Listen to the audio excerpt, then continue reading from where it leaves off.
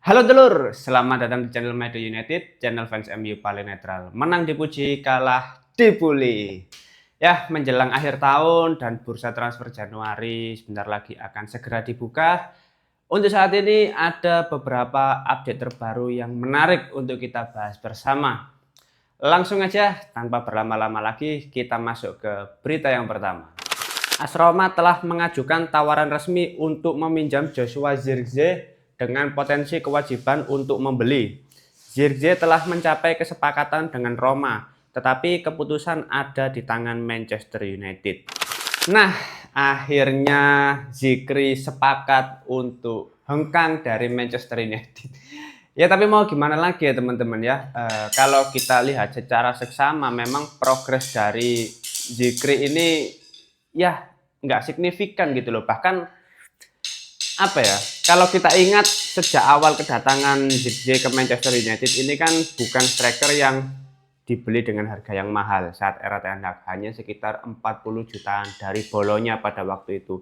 Memang secara performa lagi bagus-bagusnya saat berada di Serie A, bahkan di laga debutnya saat melawan Fulham kalau nggak salah mencetak gol semata wayang di menit ke-87, yang mana kita sebagai fans tentu memiliki ekspektasi tinggi terhadap Joshua Zirkzee. Tapi secara perlahan seiring berjalannya waktu ya progres tidak kunjung terlihat dan pada akhirnya bukan menjadi pemain andalan di era kepelatihan Amorim. Bahkan di beberapa laga terakhir ya terlihat sangat jelas ya kontrol bolanya jelek ya, passing-passingnya pun kurang, dia hanya bisa sebagai pemantul. Maksudku sebagai seorang striker kalau hanya sebagai pemantul ya apa bedanya dengan Wout Weghorst gitu loh saat dia dipinjamkan ke Manchester United. Dan di sini ketika sang pemain sudah mengatakan iya atau sepakat untuk pindah ke klub lain, ya menurutku hanya masalah waktu saja sampai Joshua Zirkzee benar-benar hengkang dari Manchester United. Dan di sini untuk apa ya pengambil keputusan tertinggi itu ada di pihak internal klub. Memang internal manajemen klub sudah memberikan statement bahwasanya dia tidak akan menjual pemainnya, terutama Amorim, kalau belum memiliki pengganti. Nah, hal itu terjadi karena memang kondisi kedalaman skuad Manchester United yang masih sangat terbatas. Tapi kalau aku melihat ya, mending sebentar.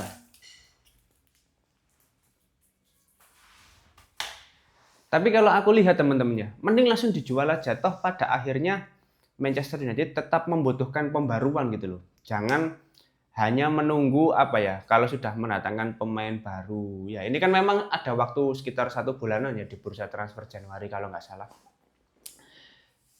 Langsung dijual aja, mumpung sudah ada kesepakatan lisan dengan pemain dan klub yang ingin melakukan peminjaman, itu langsung diselesaikan saja proses negosiasinya dan Manchester United bisa fokus untuk mendatangkan pemain baru. Dan di sini ya ini masih beberapa rumor ya sifatnya. Ini berita lain konteksnya.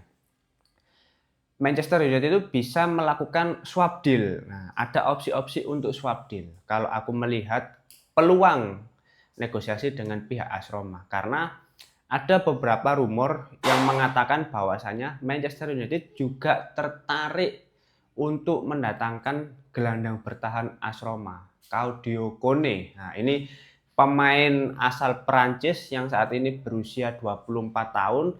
Dia merupakan salah satu pemain kunci di bawah kepelatihan Gasperini bersama AS Roma.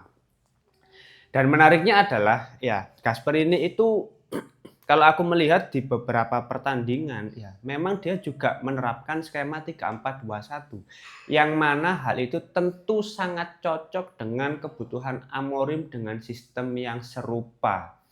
Maka dari itu, nah ada peluang untuk melakukan swap deal. Joshua Zirkzee pinjaman dengan kewajiban membeli di akhir musim dan kalau bisa ya Kone ini bisa dan kalau bisa Kone ini ditarik ke Manchester United dalam kesepakatan swap deal. Ada rumor lainnya yang mengatakan kalau Manchester United juga tertarik terhadap pemain bertahan dari AS Roma. Nah, itu juga masih sebatas rumor. Tapi kalau aku pribadi fokus ke Kone itu justru lebih bagus karena secara performa dia juga lagi bagus-bagusnya, menjadi salah satu pilar penting di bawah kepelatihan Gasper ini. Tapi kesulitannya adalah belum tentu Gasper ini melepas dengan mudah pemain-pemain kuncinya. Tapi di luar hal itu semua, menurutku Joshua Zirkzee sudah tidak ada masa depan lagi di Manchester United, dan pindah ke AS Roma menurutku bisa menjadi win-win solution antara sang pemain dan juga klub. Nah, nggak apa-apa. Manchester United sebetulnya kalau untuk urusan striker masih ada beberapa opsi lainnya gitu loh. Entah itu menggunakan pemain akademi ya, seperti kayak situasi dari Toby Collier, karena posisi gelandang bertahan sangat terbatas, akhirnya dia ditarik lagi dari masa peminjamannya. Nah, bisa jadi pemain-pemain seperti Enzo Cannabiyik yang sedang dipinjamkan, terus Sido Obi itu nggak apa-apa dikasih kesempatan gitu loh. Atau mungkin ketika kondisinya terbatas, ya Manchester United di bawah kepelatihan Amorim menggunakan skema false nine gitu loh.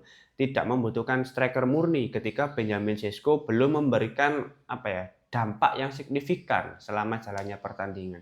Jadi masih ada beberapa opsi. Toh untuk lini serang juga sudah ada Silesi yang kemarin sudah menjalani laga debutnya bersama tim senior. Jadi untuk beberapa opsi di lini serang menurutku nggak terlalu urgent. Ya sebenarnya urgent ya, tapi dengan kondisi bursa transfer Januari yang mana pihak manajemen tidak akan jor-joran dalam mendatangkan pemain baru, menurutku fokusnya lebih baik di lini tengah.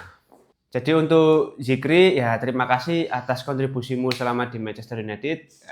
Aku berharap langsung di tanggal 1 Januari Zikri resmi pindah ke AS Roma dan hengkang dari Manchester United. Sudah waktunya regenerasi besar-besaran nih teman-teman ya. Udah nggak usah berharap dengan pemain-pemain lama yang sulit untuk berkembang gitu loh. Fokus untuk regenerasi, mendatangkan pemain baru dan membangun proyek jangka panjang. Nah, intinya itu. Oke, kita masuk ke berita berikutnya. Bayern Munchen tidak sedang mengupayakan kesepakatan untuk Carlos Baleba karena mereka merasa dia ingin bergabung dengan Manchester United musim panas lalu. Amorim dan orang-orang di United masih melihat Baleba sebagai solusi ideal bersama Elliot Anderson dan Adam Wharton. Sebetulnya gimana ya? Kalau melihat secara performa di musim ini, memang Baleba tidak se-impress itu, tidak semengesankan itu. Tapi menurutku secara kualitas Baleba ini tetap layak diperhitungkan selama harganya masih masuk akal. Dan menurutku kenapa Brighton ini tetap mematok harga yang tinggi? Karena dia benar-benar memahami situasinya. Baleba secara kualitas dia benar-benar pemain yang potensial, yang bahkan digadang-gadang setara dengan Moses Caicedo dari sisi kualitas maupun harga. Terus mengapa musim ini performanya turun? Karena dia gagal pindah ke Manchester United dan itu mempengaruhi performa dari sang pemain. Jadi sejelek-jeleknya performa, itu pendirian dari Brighton tetap berpegang teguh dengan valuasi sekitar 100 juta. Yang mana tentu itu akan menyulitkan Manchester United dalam mendatangkan pemain ini. Ya, harga yang dipatok terlalu tinggi lur, 100 juta di bulan Januari. Ini agak riskan juga ya bagi sang pemain gitu loh. Kalau misalkan langsung nyetel, oke. Tapi kalau misalkan nggak sebagus itu ketika sudah berseragam Manchester United, tentu ini akan mempengaruhi mental dari pemain tersebut. Dan kalau aku lihat di beberapa laga, terutama saat bersama AFCON ini, masih bagus-bagus saja menurutku. Maksudku mungkin secara skor memang nggak terlihat bagus, tapi kontribusi dia sebagai sebuah tim ya dalam menjalani laga bersama Kamerun itu tetap bagus menurutku. Jadi kalau misalkan Brighton ini mau menurunkan harga, ya harga tuntutannya mungkin 50 juta, 60 juta itu pasti akan langsung diterima oleh Manchester United di bulan Januari. Karena Manchester United juga melihat peluang kalaupun di bulan Januari harga bisa turun atau lebih realistis lah kasarannya, pasti akan diterima dengan baik oleh manajemen gitu loh. Apalagi Amorim juga melihat Carlos Baleba ini sebagai target utama sejak musim panas kemarin.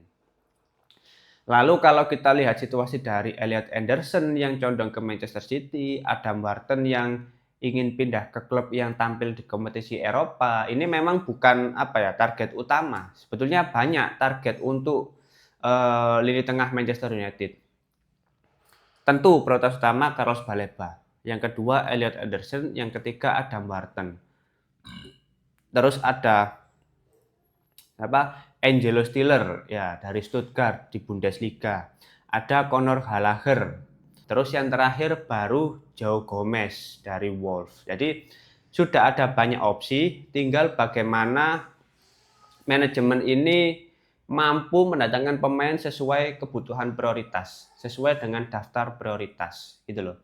Kalau misalkan Carlos Baleba terkesan terlalu mahal, ya kita tahan dulu di bulan Januari. Mungkin mendatangkan opsi-opsi lain yang sudah ada di dalam daftar itu lebih memungkinkan bisa didatangkan. Tapi kalau aku lihat untuk daftar paling realistis di bulan Januari besok, ya untuk posisi lini tengah Ruben Neves menurutku, karena dia tidak mau perpanjang kontrak dengan Al Hilal. Secara usia memang di angka 28-29 kalau nggak salah, tapi dia bisa menjadi solusi jangka pendek yang sangat bagus sampai musim panas mendatang. Gitu. Jadi ya untuk Carlos Baleba kita tidak tahu situasinya karena menjelang bursa transfer Januari apapun bisa terjadi. Negosiasi pasti sudah berjalan di balik layar. Kita hanya masih belum tahu prosesnya seperti apa, keputusan yang akan dibuat oleh manajemen seperti apa. Jadi kita tunggu saja. Tentu Manchester United akan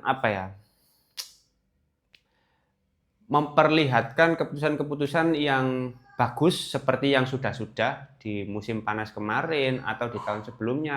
Kita percayakan semua kepada manajemen karena aku yakin Jason Wilcox, Christopher Vivell, Omar Berada itu pasti akan melakukan pekerjaan terbaik demi Manchester United. Oke, mungkin itu dulu beberapa berita terbaru dari United. Kalau teman-teman ada opini lain, langsung tulis saja di kolom komentar. Kita akan diskusi santai seperti biasa. Terima kasih sudah menonton video ini. Jangan lupa like, comment, dan subscribe. Salam.